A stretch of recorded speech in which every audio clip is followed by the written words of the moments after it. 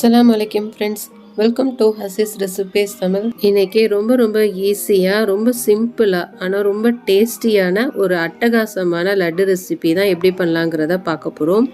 இது செய்கிறது ரொம்ப ஈஸி. ஒரு பிகினர்ஸ் கூட ரொம்ப ஈஸியாகவே பண்ணிடலாம். டக்குன்னு ஏதாவது ஒரு ஸ்வீட் சாப்பிடணும்னு நினச்சிங்க அப்படின்னா இந்த ஸ்வீட்டை நீங்கள் ட்ரை பண்ணி பார்க்கலாம். வெறும் 5 நிமிஷம் தான் இந்த ஸ்வீட் செஞ்சிடலாம். இதை எப்படி செய்யலான்னு பார்க்குறதுக்கு முன்னாடி இதான் ஃபர்ஸ்ட் டைம் நம்ம சேனலை பார்க்குறீங்க அப்படின்னா மறக்காமல் நம்ம சேனல் ஹசீஸ் ரெசிபீஸ் தமிழை சப்ஸ்கிரைப் பண்ணாதவங்க சப்ஸ்கிரைப் பண்ணிக்கோங்க ஃப்ரெண்ட்ஸ். பக்கத்தில் உள்ள பெல் ஐக்கானை கிளிக் பண்ணிக்கோங்க, ஆளுங்கிற ஆப்ஷனை கிளிக் பண்ணிக்கோங்க. அப்போ தான் நம்ம போடக்கூடிய எல்லா வீடியோஸும் உங்களுக்கு நோட்டிஃபிகேஷனில் உடனே வரும். நீங்கள் மிஸ் பண்ணாமல் பார்க்க முடியும். இப்போ நம்ம எப்படி பண்ணலாங்கிறத பார்க்கலாம். இது செய்கிறதுக்கு 1 கப் அளவு நம்ம வேர்க்கடலை எடுத்துக்கலாம். இது வறுக்காத வேர்க்கடலை. இப்போ ஒரு கடாயில் ட்ரான்ஸ்ஃபர் பண்ணி இதை நல்லா வறுத்து எடுத்துக்கலாம். எந்த அளவு வறுக்கணும் அப்படின்னா இந்த தோல் எல்லாமே உறிஞ்சி வரணும், அந்த அளவுக்கு நம்ம வறுத்து எடுத்துக்கலாம். அப்போ தான் உங்களுக்கு சாப்பிட்றதுக்கு நல்ல டேஸ்ட்டாக இருக்கும். ஒருவேளை உங்ககிட்ட வறுத்த கடலை இருந்தது அப்படின்னா நீங்கள் வறுக்க தேவையில்லை. அதிக நாட்கள் ஸ்டோர் பண்ணி வைக்கணும்னா மட்டும் நீங்கள் லேசாக வறுத்து எடுத்துக்கோங்க. நீங்கள் தோல்களை மட்டும் நீக்கிக்கோங்க. தோலை எப்படி சுலபமாக நீக்கலான்னு நம்ம ஏற்கனவே நிறைய வீடியோஸ் போட்டிருக்கோம், நம்ம சேனலில் செக் பண்ணி பார்த்துக்கோங்க. இப்போது கடலை நல்லா வறுபட்டுருச்சு பாருங்கள். இந்த அளவு நல்லா வறுபடணும். அதோடைய தோல் நல்லா கலண்டு வர்ற அளவுக்கு வறுபட்டோம்னா மட்டும்தான் நமக்கு நல்ல டேஸ்டியாக இருக்கும். அதிக நாட்களும் நம்மளால் ஸ்டோர் பண்ணி வைக்க முடியும். இப்போ நம்ம தோல்கள்லாம் நீக்கிட்டு இதை தனியாக எடுத்துகிட்டு வந்துடலாம். இப்போ 1 கப் அளவு கடலைப்பருப்பு ஆட் பண்ணிக்கிறலாம். 1 கப்புக்கு 1/4 கப் அளவு முந்திரி பருப்பு ஆட் பண்ணிக்கிறலாம். முந்திரி பருப்பு ஆட் பண்ணுறதுனால நம்மளுடைய லட்டு நல்ல ஒரு ரிச்சான டேஸ்ட்டாக இருக்கும். நீங்கள் விருப்பப்பட்டீங்க அப்படின்னா இது கூட பாதாம் பருப்பு கூட நீங்கள் ஆட் பண்ணிக்கிறலாம். டேஸ்ட்டு ரொம்ப சூப்பராக இருக்கும். இப்போ நம்ம ஃபைன் பவுடராக அரைச்சி எடுத்துகிட்டு வந்துடலாம். இப்போ நம்ம நல்லா அரைச்சி எடுத்துகிட்டு வந்தாச்சு. இந்த அளவு நல்லா ஃபைன் பவுடராக அரைச்சி எடுத்துக்கோங்க.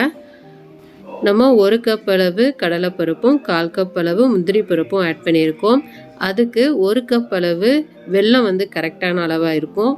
உங்களுக்கு இனிப்புடைய டேஸ்ட்டு கொஞ்சம் ஜாஸ்தியாக பிடிக்கும் அப்படின்னா அதுக்கேற்ற மாதிரி கொஞ்சம் கூடுதலாக ஆட் பண்ணிக்கோங்க. இல்லை கம்மியாக தான் பிடிக்கும் அப்படின்னா அதுக்கேற்ற மாதிரி கொஞ்சம் குறைவாகவும் ஆட் பண்ணிக்கோங்க.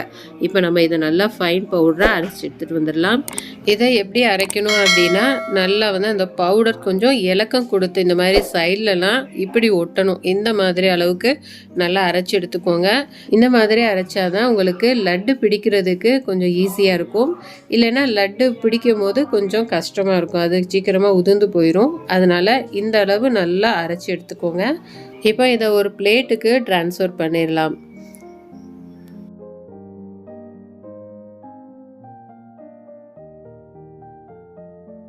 இப்போ கையில் கொஞ்சமாக நெய் தடவிக்கலாம். நெய் தடவி நம்ம உருண்டை பிடிக்கும் போது நமக்கு ஈஸியாக உருண்டை பிடிக்க வரும், அதுக்காண்டி தான். இப்போ நம்ம நல்லா இலக்கமாக மாவு அரைச்சதுனால நமக்கு உருண்டை பிடிக்கிறதுக்கும் கொஞ்சம் நல்லா ஈஸியாகவே இருக்கும். இப்போ இது போல் நம்ம எல்லா மாவுகளையுமே உருண்டை பிடிச்சி எடுத்துக்கலாம்.